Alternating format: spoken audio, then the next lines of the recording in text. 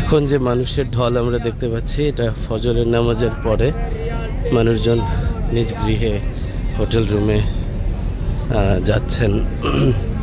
অনেকেই তাওয়াফে চলে গেছেন, অনেকে রুমে যাচ্ছেন। আমার তাওয়াফের ইচ্ছে ছিল, কিন্তু আনফর্চুনেটলি ভুলে আমি চাবি নিয়ে আসছি। আমার রুমে আরও রুমমেট আছেন, সো তাদের কষ্ট হবে আমি যদি এখনই রুমে চলে না যাই, যদি তারা আগে চলে আসেন।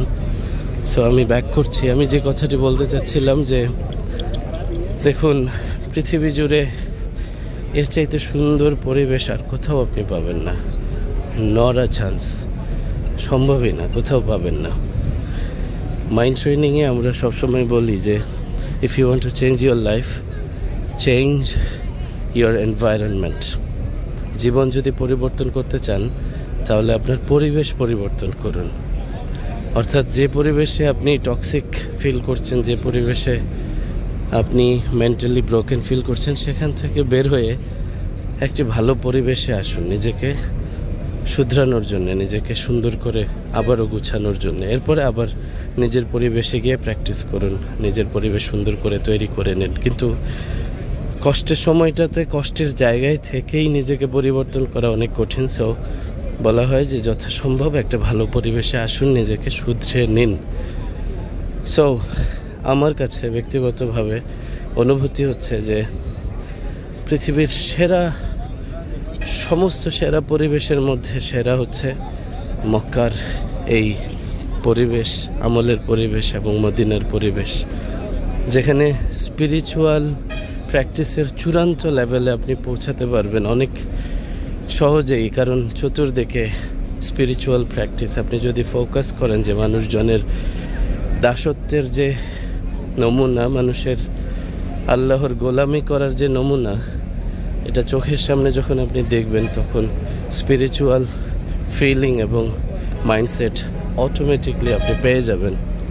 এবং কাবার চত্বরে যখন আপনি যাবেন, কাবার দিকে তাকাবেন, কাবার গিলাফের দিকে নয়ন মেলে তাকিয়ে থাকবেন, তাওয়াফ যখন করবেন, কাবা ছুঁয়ে, কাবা স্পর্শ করে অনুভব করবেন, আল্লাহর কাছে চোখের জল ফেলে আল্লাহর কাছে নিজের কষ্টগুলো, নিজের আর্তনাদ, নিজের দুঃখ কষ্ট, নিজের সমস্ত অনুভূতি যখন প্রকাশ করবেন, এর যে মজা, এর যে স্পিরিচুয়াল ডেপথ, এটা আর কোথাও আপনি পাবেন না।